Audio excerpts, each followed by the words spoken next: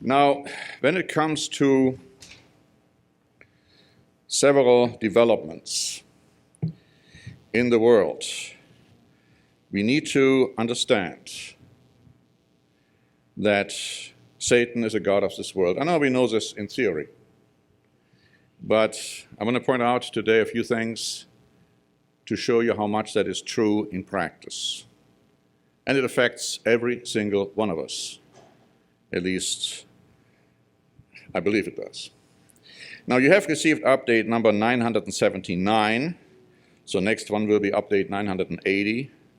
And then we're getting close to 1,000. I don't know that it means anything, but just to let you know. I'd like to start with the work section, where we are announcing that a new Standing Watch program is out there, titled Germany's Invasion of the Soviet Union, but let's stick to the truth. And we have a German Auf Posten stehen program with the same title. Well, it's in German, and there it reads, Deutschlands Einmarsch in die Sowjetunion, doch bleiben wir bei der Wahrheit, which, as I said, in English, Germany's invasion of the Soviet Union, but let's stick to the truth. See, in other words, you learned some German right now. Now, we also have a German sermon posted, which was given by Michael Link, titled in German, Hass, aber nicht hassen. It was a little bit difficult to change that or translate that into English, something like hatred, but not hating. So that is posted. And then we have, of course, a German sermonette given by Jens Hermann from last week, The Head and the Body, Das Haupt und der Leib, and then also the sermonette by Dave Harris, Who Will Escape, from last Sabbath, and the sermon from Eric Rank from last Sabbath, titled Increase and Contentment. Now, when it comes to the Standing Watch program, I'd like to just give you a brief summary. We're saying here that 80 years ago, Hitler's Nazi Germany invaded Stalin's Soviet Union. But the media and politicians paint a picture which doesn't always reflect the events accurately. This program sets the record straight and points to the future as revealed in the Bible.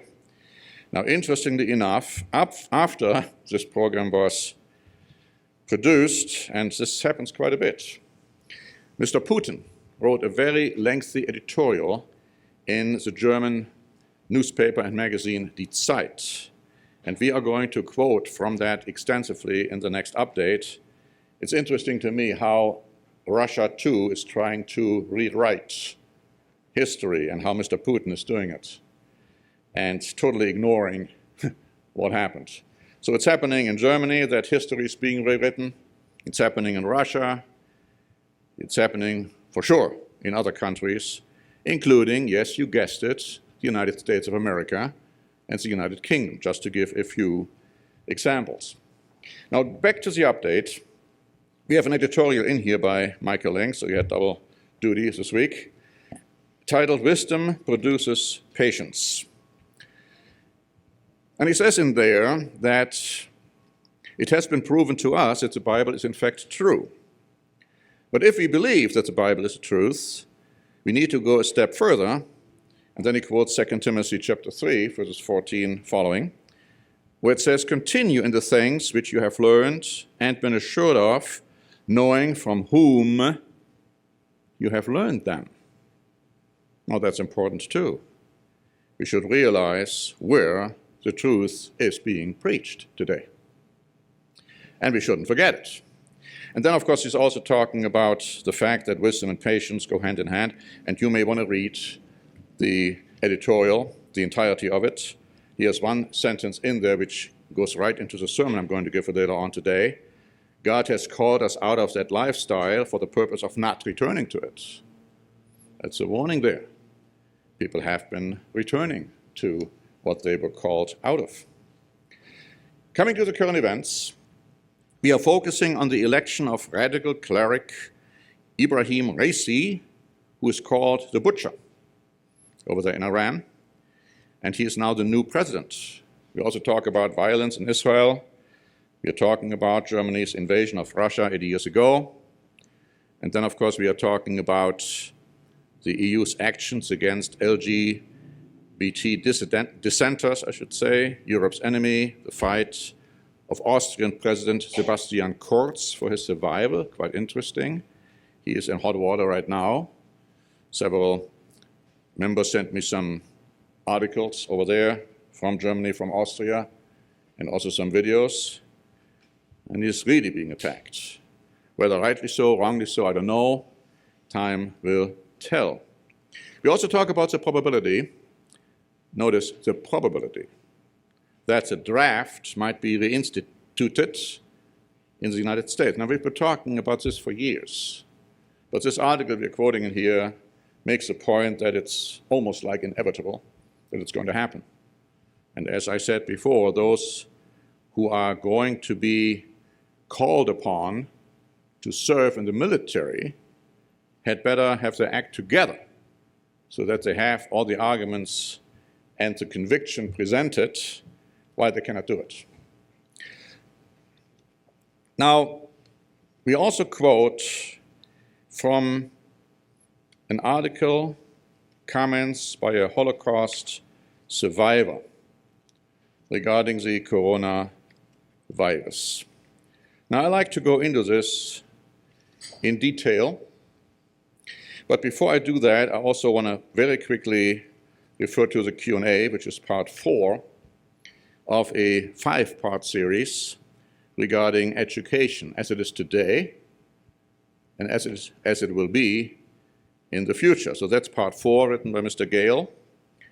And of course, he talks about, again, he has been talking about the present situation regarding education, and now he's talking about what the future will hold. And the first thing he says is that we all will have a new language. Secondly, God's government will be established on this earth. He points out that the government will be hierarchical from the top down. And then he also talks about the fact that Satan will be removed. All of this is important for establishing a peaceful world tomorrow. Satan will be removed because right now Satan is not removed at all. Not anywhere near it. And that brings me to the comments by this Holocaust survivor. It is an article written or published by LifeSite News, and I can't quote the entirety of the article, you should read it, but I'd like to hit some highlights. It says, a survivor of the Holocaust has denounced public health policies during the COVID-19 crisis. And her name is Vera Scharaf, she spoke to a German attorney, Dr. Rainer Füllmich, and she told him that as a child survivor of the Nazi reign of terror, I learned indelible lessons about the nature of evil. I know the consequences of being stigmatized and demonized as a spreader of disease. Born in Romania during the Second World War, Scharaf was held in a Ukrainian detention center as a child and ultimately lost her father in the Holocaust. We were required to wear a yellow Star of David to identify us, to segregate Jews, she said. Exclusionary laws barred the family from normal life, from attending ordinary activities. Our property was impounded. We were forbidden to participate in all educational, religious, cultural gatherings. Travel was forbidden for Jews, so there was no escape. Scharaf blasted today's medical mandates as a major step backward toward a fascist dictatorship. What they are doing with the virus is to institute absolutely unprecedented oppressive and repressive elements that imprison us in our homes, she said. Mandatory masks are an insidious psychological weapon. They demean our dignity as free human beings. They do not work in this or any epidemic, and they are the symbolic equivalent of the yellow star. Lockdowns, likewise, have this time around proved to be a very effective tool for social control, but they failed to change the course of the virus. People are being conditioned to submit passively to governmental dictates, while children who are deprived of an education are being conditioned to distrust people. She says a lot more. She says debate is forbidden. A doctor is not allowed to say that the virus is being exploited to maintain a state of fear. Doctors and scientists who express views that challenge official dictates are treated as heretics. They are threatened with loss of livelihood and muzzled and vilified by the media for speaking out about the safety of COVID-19 vaccines, she said. Fear and propaganda were the psychological weapons the Nazis used to impose on genocidal, to impose a genocidal regime, and today some are beginning to understand, very important, why the German people didn't rise up. Fear kept them from doing the right thing, she said. We are being tracked, surveyed, she told that attorney, pointing to the rise of vaccine credential systems like green passports, which she said create an apartheid two-class society, with one class privileged, the other reviled and discriminated against. Sound familiar? Will ghettos, detention camps follow? Is your question. It's already being threatened in the Philippines. We have an article here by The Guardian, June 22, saying Philippine President Rodrigo Duterte has threatened to jail people who refuse to be vaccinated against the coronavirus. We also point out that the World Health Organization totally disagrees with Mr. Fauci and other scientists, because according to them, it says that children should not be vaccinated for the moment. There is not yet enough evidence on the use of vaccines against COVID-19 in children to make recommendations for children to be vaccinated against COVID-19. This is not what we are hearing today. We are hearing something else. We are hearing that the Delta variant is going to be so bad that it might have to bring us to the point where we have more lockdowns.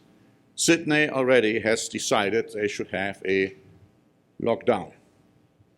Angela Merkel has stated, oh, we are walking on thin ice, and maybe we'll have to have strong restrictions again by summer.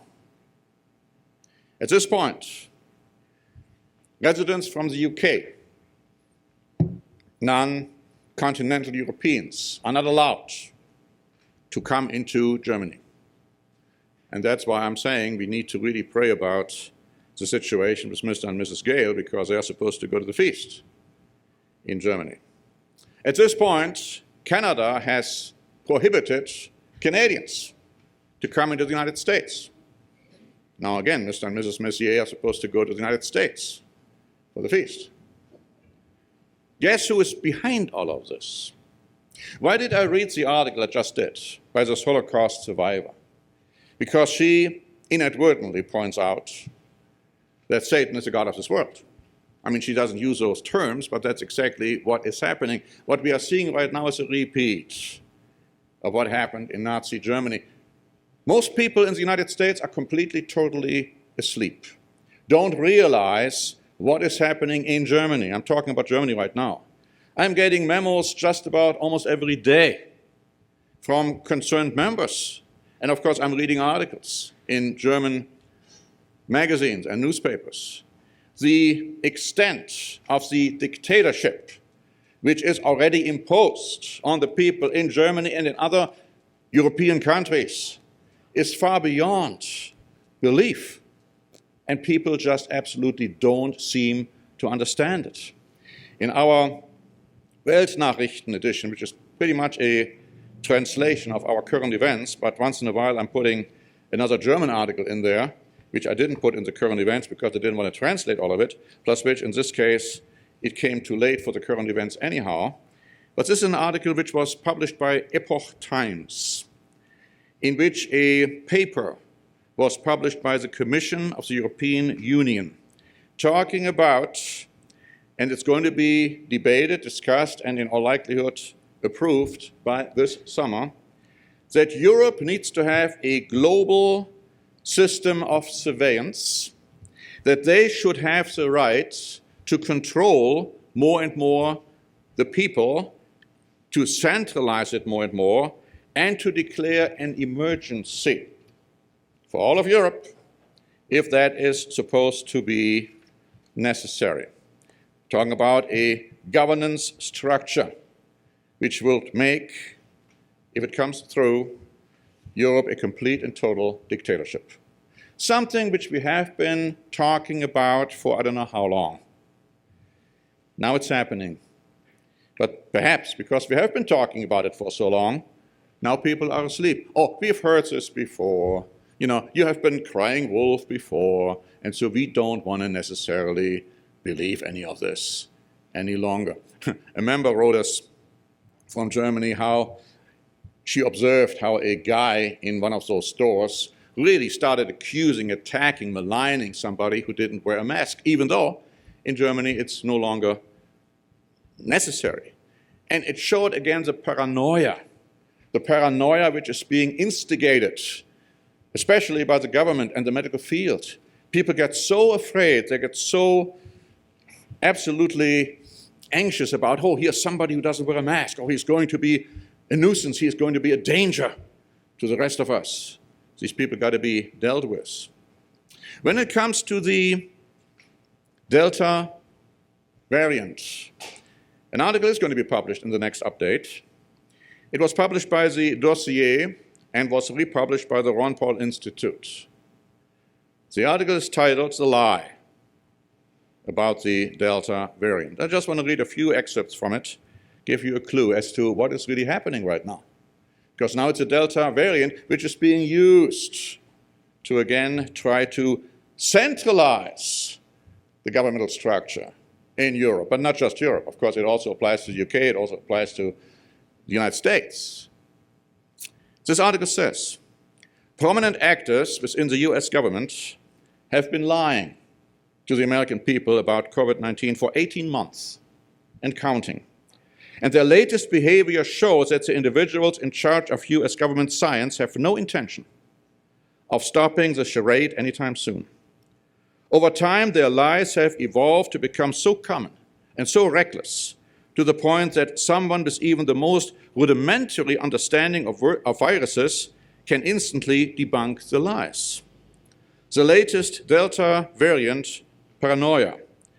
Peddling has put their incompetence, deliberate spreading of falsehoods, and perpetual gaslighting of their own citizens on display for the world to see. The Biden administration, through lifelong governmental bureaucrat Anthony Fauci, is making a hard push to fearmonger about the supposed dangers posed by the Delta variant of the virus that causes COVID-19. A video posted from the White House account made the rounds Thursday morning, stating, quote, "The Delta variant is more contagious, it's deadlier, and it's spreading quickly around the world, leaving young, unvaccinated people more vulnerable than ever. Please get vaccinated if you haven't already. Let's head off this strain before it is too late." Close quote. The article goes on to say, first of all, it goes against all understanding of 101 concepts for a virus to mutate, to become both more contagious and more deadly. They say in here and explain that why that is completely, totally inconsistent and wrong. It goes on to say Fauci and the gang are by no means brilliant minds, but they are well aware that they cannot eliminate a virus from circulation. This makes it obvious that there are several ulterior motives in play, none of which have anything to do with our health. And then the article says, given the almost 2 years of immunity building related to the virus, the threat posed by COVID-19 at this point in time is virtually non-existent.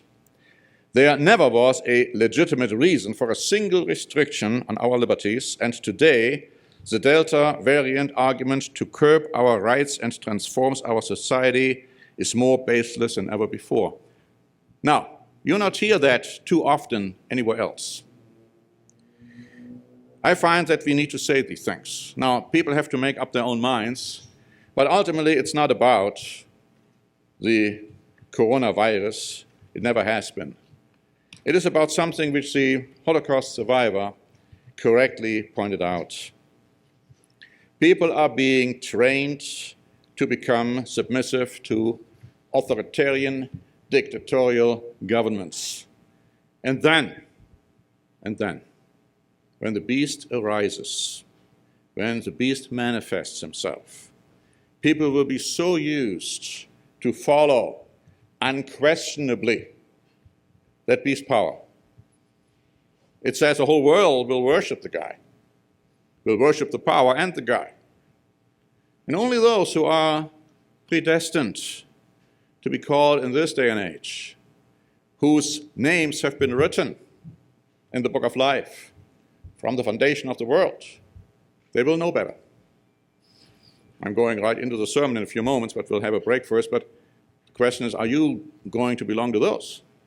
Or are you going to follow that false, erroneous concept which is being imposed on the people today? In my latest editorial, I wrote about my conviction, my belief, that the beast is already alive. Now, I want to explain why I feel that way. We know that the beast is either coming from Germany or Austria. Now, I strongly feel it's going to be Germany, even though Austria is an interesting situation right now with Sebastian Kurz, but I still believe it's going to be somebody from Germany. In order to be somebody who could even remotely fall into the category of becoming the beast, you have to be somebody who has, first of all, at least 18 years of age, because before you are a person who is 18 years of age, you couldn't become the German chancellor, but that's not good enough. See, something what happened over there here when somebody like Donald Trump, who has never had a political career, suddenly comes out of nowhere, so to speak, and becomes a president, or Arnold Schwarzenegger, who had no political career either, becomes the governor of California. That could never happen in Germany. The reason being, you have to go through the procedure of the party line. You have to climb up the ladder of party affiliation. That's what you have to do in order to become a political figure, somebody who is so much respected or looked at that others, like the 10 nations or groups of nations, will say, okay, we are going to give this authority to that person. Can't be somebody who has never had a political career. Now in Germany, and you can check that out on the internet, which I did, in Germany, once you're 18, you still have to go, they say, through 2 or 3 or 4 decades of political career within an established party before you could even become chancellor. Well, think about that. Take the 20 years of the person who is not born yet, right? You take that, and then you add another 20, 30, 40 years. So you're saying if the beast isn't already in existence, you have to wait another 40 to 60 years before these things come to fruition. Realistically speaking, I don't believe this 1 minute, because otherwise, what are we doing? No, I believe, that we have an urgency to get the final phase of the work of God completed. Preach the gospel in all the world. These final stages have to be done now, because I believe the beast is alive. And I believe he is very well alive. And I believe in a few years from now, and I'm not saying how many, he will manifest himself on the world scene. What we're seeing in Germany now is very clearly something which leads towards that direction, something which has never ever happened before since World War II. It is completely unique how a dictatorship is being developed over there. And our members see that. And those who are people with open eyes and ears see that and can realize that and recognize that. And we must too. We are living in dangerous times. I mean, last year it was almost impossible to keep the feast. We were still able to do it. I'm convinced that this year we can do it too, both in South Dakota and also in Germany. And I do believe that we are going to have the ministers there to conduct the feast. But Satan is trying everything he possibly can, using politicians and governmental officials and medical doctors as their tools and his tools to prevent that from happening. And we don't know how many more years we will have to keep the feasts. You know, if they are going to stop again allowing us to meet and allowing to travel and putting lockdowns again, like it's already been announced, that's what they want to do. Boris Johnson is going to see Angela Merkel, it's coming Friday, to try to convince her not to go through with this idiotic idea, to put everything in the hands of the EU, and trying to convince her to allow the British to go to Europe and to Germany, and I hope and pray that he is successful, because if he is not, then who knows what's going to happen. This is the situation, and we had better understand how close we are to these events and ultimately to Christ's return. So don't think one moment, oh well, my Lord is delaying his coming, and then what is the consequence? Oh, going back to the world, as Michael Link pointed out in his editorial. That's a great danger. No, you have to have a sense of urgency that we need to do with all power and strength and zeal what God has called us to do.